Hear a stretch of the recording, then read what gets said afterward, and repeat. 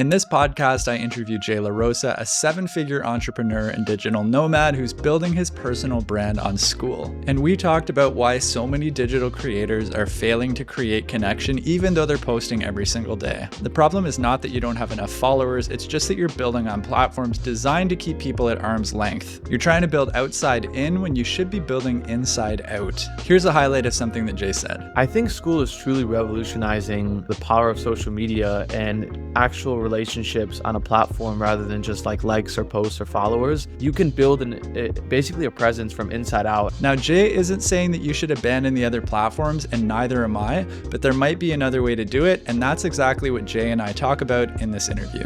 Jay, really excited to be speaking with you today, man. Thanks for coming on the show. Yeah, thanks for having me. I saw when you sent me a message, I was like, yeah, it's a no-brainer. I've watched a few of your videos on YouTube before, so I was like, I have to jump on.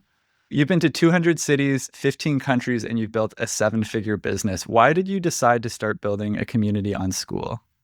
Yeah, so, I'm pretty new into the personal branding space, and I've been traveling a lot, running my personal online business, and it's like euphoria, right? When you're traveling and building a business online.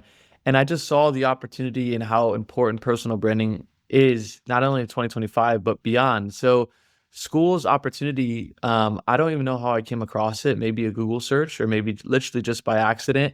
And I saw the power of the platform with community and people diving into each other. And I thought it was a really good place to penetrate the market on building a personal brand and starting to have some representation online. Because I think Alex Ramosi said, like, one of the biggest bets you can make against inflation to bulletproof yourself is like building a personal brand. So I understood how important it was. And I thought that Skool was a perfect market considering I'm so bullish and big on the future of the platform. So it's very interesting to me because usually the way that I see it happen is people focus on building the personal brand outside of the platform. Like they'll be working on Instagram and YouTube, and we know those things are also important for building brand, but I haven't seen a lot of people specifically using Skool as a personal brand vehicle.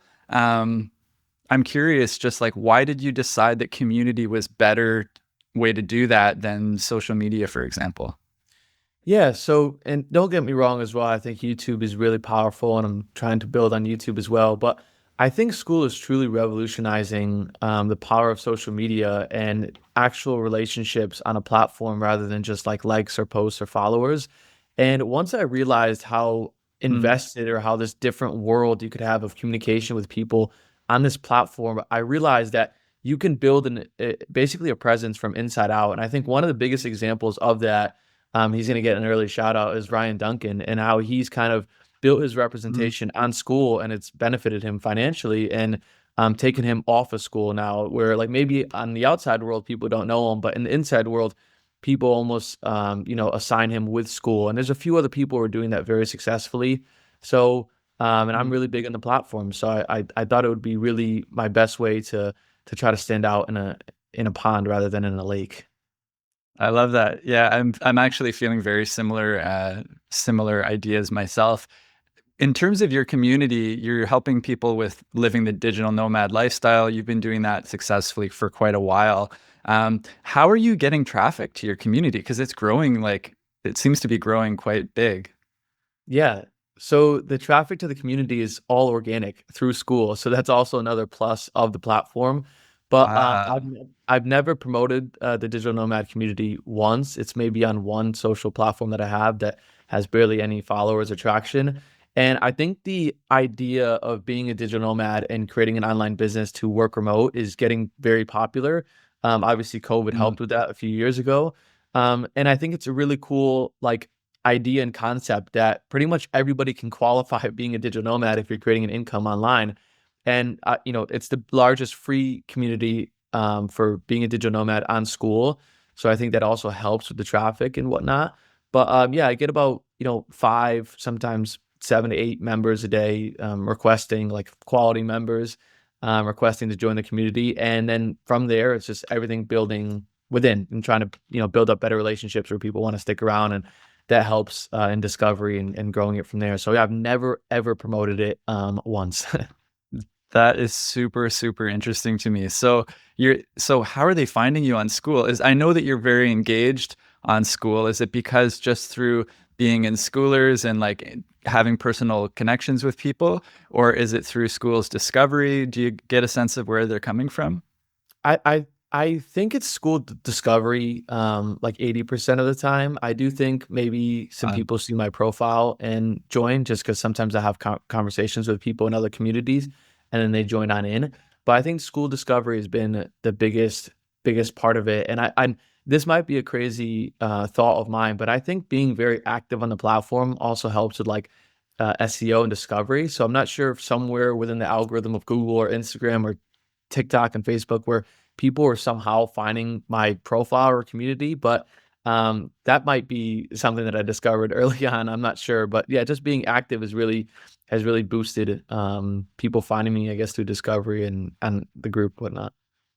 Very cool. Yeah. Let's talk a little bit about your offer. I don't normally do this in a podcast, but because you're having such success with Skool, organic traffic, I think it would be helpful for people listening to kind of get a sense about how were you building your community in order to start to get this kind of traffic, in order to be, kind of the first in your niche on the platform. Um, Tell us a little bit about, is it like a free community or what's the offer like? Yeah, so the digital nomad community is completely free, and I've pretty much stood by my word, and I think I'm going to do it forever. Is to keep it free forever because of its opportunity with like building up a personal brand and whatnot. But inside the community, I've actually just kind of changed the entire classroom section because there was a lot of different avenues and aspects that maybe confused a bit of people.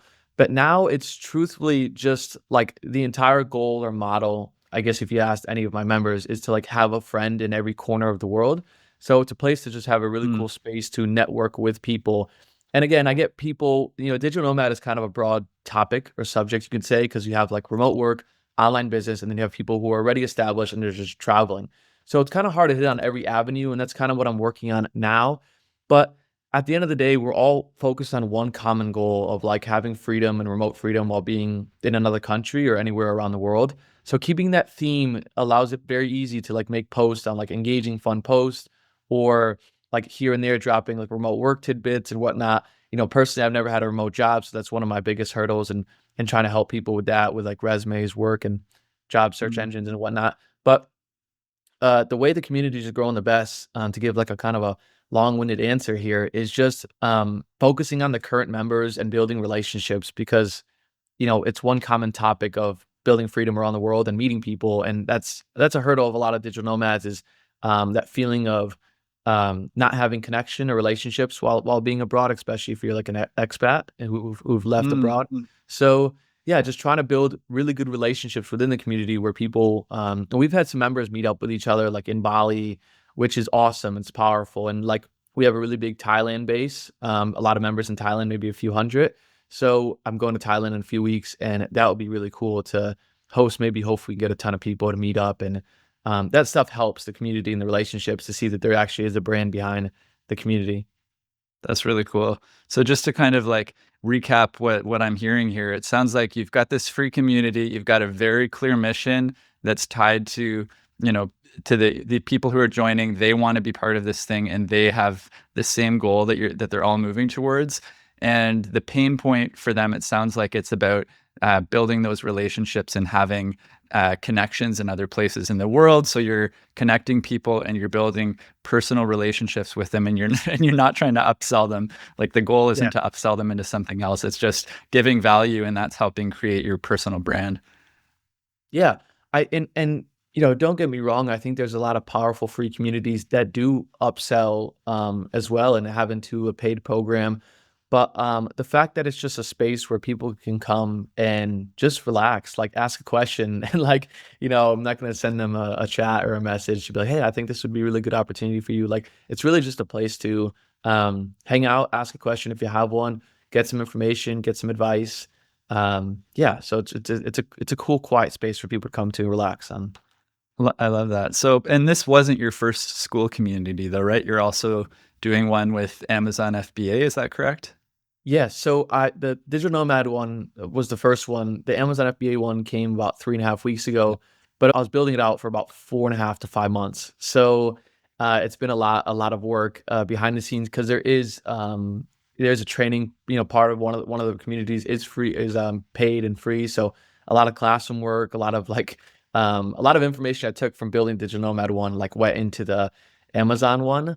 But yeah, so I currently have three, which Got is it. a bit chaotic, but it's been fun. Right. And why are you building the Amazon one? Like what's that one for? So the Amazon is specifically for people to learn how to do Amazon FBA, and it's a business that I've done for the past 3 years while traveling.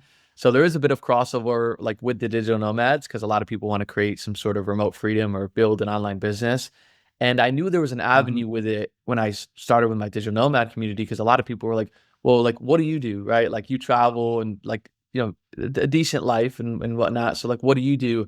And I knew there was an opportunity for it and I wanted to create some sort of membership or program. But I knew it was going to take a lot of work because it's like 3 or 4 years of experience and learnings that I went through to build out like a roadmap to Mm. to work with it. So that's what I created with the Amazon one. And I also thought that there was like an opportunity in an avenue because one, Skool's platform is unbelievable, and there's not really a big presence of Amazon FBA communities on there that are actually like tight knit. And two, like most Amazon FBA communities are pretty high ticket, like thousands of dollars. So I figured if I can revolutionize the price, people are also going to buy into my personal branding and be so grateful for for helping them out. So Right. And is that traffic also coming from School Organic, or is that, are you getting that traffic from some other way through ads or something? yeah, so that traffic is solely through YouTube and School Organic. So it's gonna help when School Okay. releases like their traffic data, because I probably get about Mhm. five requests a day of like quality members as well. And I think a little half and half maybe, but might be from YouTube because I see a lot of new accounts requesting and whatnot. But it seems to be half and half from School Organic and then YouTube. And yeah, that's kind of my plan so far. Cool. You mentioned that you were like, really excited about School, you believe in the platform. What is it that gives you, that makes you so bullish on the platform? Yeah, so, I'm not an expert in social media, in all honesty, and for the last few years, I actually haven't had much social media like Instagram and all the platforms. But one thing that's pretty much that everybody can agree on with social media is that like a lot of the relationships aren't really relationships. They're kind of like there's a divider between the two. Like I know you, but you don't know me, and vice versa, with kind of like Instagram profiles and Facebook and TikToks, right? To a certain degree. But schools communal, relationship and opportunities that I've seen of people actually engaging on the platform where, somebody can have a really big representation, but also has such a good relationship. Like it was like a different world to me. Like I've never seen before. Mm. Like truthfully, right? And like there's a lot of platforms that are like info space products and that I'm sure that everybody knows out there and they just don't have this way of like tying into their community that keeps people around, that keeps people diving in. And I think maybe the next closest thing to it, which is probably now 100 miles back, is Discord, or Mm. Reddit or so. But School Yeah. just takes it on such a simpler level and a way better user friendly model. And like it just clicked for me. Like it wasn't even I had to sit down and be like, okay, what is better? It was like what I'm looking at right now is gold. And once I realized that, I was like, I have to invest a ton of time into it. And I love being on the platform, right? I'm on it every day. And if you see my profile, it's, the straight green, as you can imagine. But Mhm. I think that user-friendly, fun aspect of it and simple aspect of it was just like unreal. So Right on. And what are you most excited for in terms of maybe your time on the platform in terms of, I don't know, features that are already out or features that are coming out or even your own community? I know this is kind of a big question, but I'm just kind of yeah. curious about like what are you because you know the platform so well, like what are some of the things that you're really excited for? Yeah, so I guess there's two really main ones, and I don't know if the second one's gonna be a feature, but if Sam or Alex watch this, maybe one day, I hope they take this into account. But the first one is I know their mission of getting to a billion members, a billion users, And I think that's just awesome Mm. for everybody's current community, knowing that we're pretty early on. Like I truly believe this is like Facebook in 2005, that you're pretty early on to a Mhm. platform. So that growth just comes organically, right? Like the 4,000 member community turns into 10,000, 15,000, 20, and so on. So that's exciting to know that the growth is going to come organically with more people buying in, and that we're like kind of early users. Um, but the second one is, and this is for more of like a paid model, because I do have a little bit of an endeavor in the future to create something maybe a bit more higher ticket, for as long as I can, hold up my end of the bargain on creating value for my Amazon community. But I like the idea of, they say like big head, long tail. I don't know if you've ever heard that reference in the info Mhm. space, where they say like, if you charge like $1,000 up front and then $100 a month. So I really Yeah. like that aspect of it. And I hope that, and I believe they will incorporate something like that within the next 6 months or year, because I think that really helps with retention and people leaving and whatnot. Yeah. And I think it also gets you to the high ticket space a little bit, because truthfully, I might have a unpopular opinion on this, but the annual model, I know it's great, charging an annual fee. A lot of people charge like 5,000 or 10,000. I purchased a program that was expensive, but in all honesty, like how valuable does the program have to be to retain it in year two, right? To try to renew your Mhm. subscription in year two. And I'd love to see that kind of churn number, because I'm sure it's like 98%. But so I think that, big head, long tail, gets you kind of into the high ticket space, but also keeps the money in the cash flow rolling, which is very important in business in Yeah. general. Yeah, I'm of a similar mindset. I would love to see something like that too. I have a few different communities as well, and thinking about, okay, how could I do a one-time payment up front or something like that, and then lower ticket recurring on the back would be really neat. So I wonder. It seems like now that, I mean, tiers is such a massive feature they just launched. There might be some way of connecting these Yeah, ideas now that they've got that underlying infrastructure. So I guess we'll see. yeah, Jay, super really wonderful, great to speak with you today, man. You have a lot of knowledge, and I'm super using the word super a lot, but really, yeah, just cool to meet somebody uh, who sees the value and the opportunity with the platform, and who's really diving full into it. Um, yeah, so just thanks for being here. Great to meet you. yeah.